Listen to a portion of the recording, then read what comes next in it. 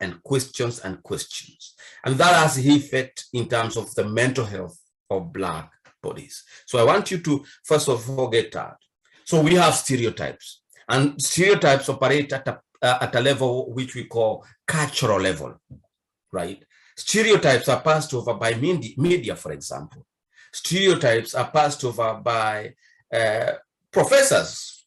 Could be me, could be other professors in the school system. Stereotypes are passed over to us through the school system. They are passed over through the media. They are passed over by people who we call our families. They are passed over by families and friends. So families, friends, media, these are agents of socialization that pass this stereotype to us.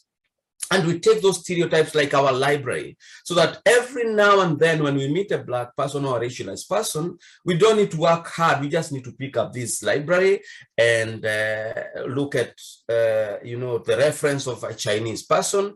And then we have the answer of knowing that this Chinese person is, they are like this, right? They speak Mandarin.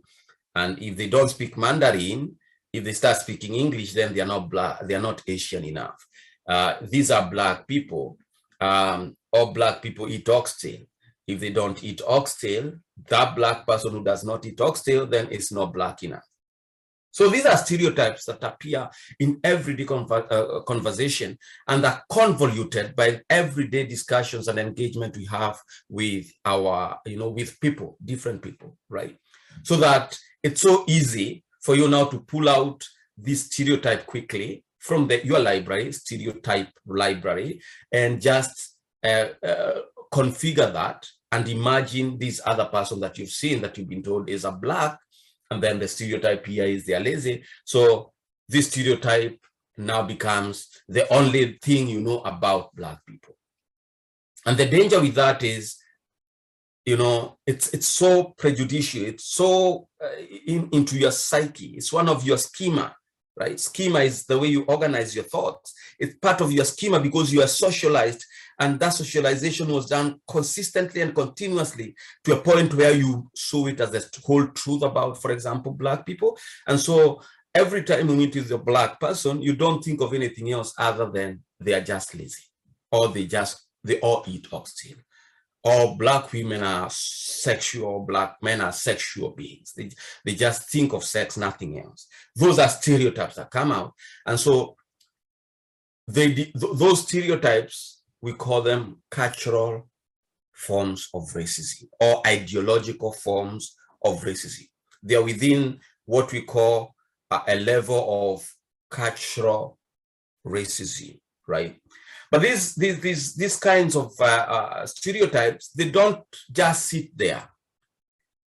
They are made real through everyday actions, right? They are made real through everyday actions. Like, for example, if you're a Black person and you walk through, like you go to a shopper's drug mart, or you go to a welfare office seeking welfare, right? The social worker will think of you as a welfare cheat, as somebody who is just there to depend on the system, right?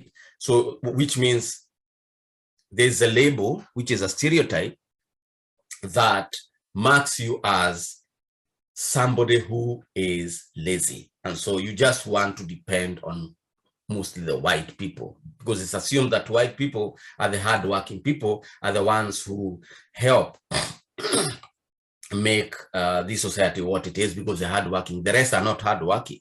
But we know very well the Canadian society would not be whatever it is right now were it not for immigrant communities. Let's just be clear with that, right? So you as a social worker, you'll assume this person who is before me is just lazy. Now, that's between you and this social service receiver, right?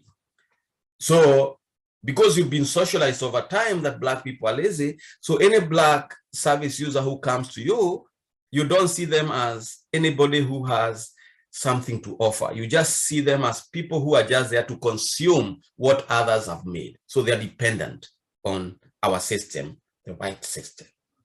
And so, of course, you label them immediately again, you label them as what? as welfare cheat. And therefore, as a social worker having such kind of mentality or prejudice or prejudicial ideas about them, or those labels about Black people, then you will try not to give them the help that they need. And it's at that point that you become discriminatory.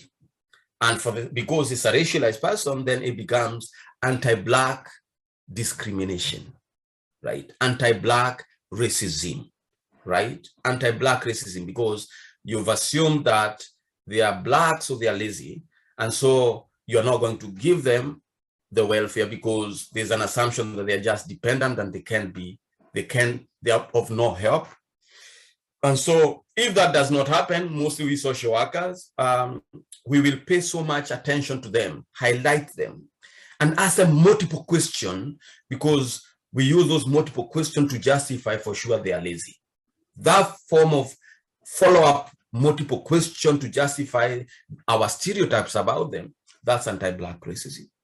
And that kind of anti-Black racism is at the level of individual. So it's called individual racism. So initially we had cultural-based or ideological level of racism. Now the second type is how those labels and stereotypes are made real through everyday actions that we do in our workplaces, so that now they inform how we do our work. And you see that in acts that we do in terms of how we ask multiple questions, how we mark them even before they say anything. We already have an idea that they are lazy, and how those ideas and labels help us to make sense of our social world so that we deny them whatever. So at that level, because it's a social worker and the service user, it's called individual form of racism, right? Then we go to the next one, which is, for example, a way in which, for example, laws are passed to mark out particular individual because of their racial background. And those laws are made like that because they are supported and confirmed by our library of stereotypes. So the stereotype becomes the literature that confirms that Black people are like this, and then that literature now defines the laws and policies that guide our everyday work in our social work, in police systems, in our institutions, in the labor system, so that laws are tailored to reflect those stereotypes. A good example would be, for example, laws that, like my study was about why African people, usually when they come to Canada, they don't get the job that they're trained on, right? Because there's a stereotype that they don't have the Canadian experience. But in reality, it's not just about Canadians' experience.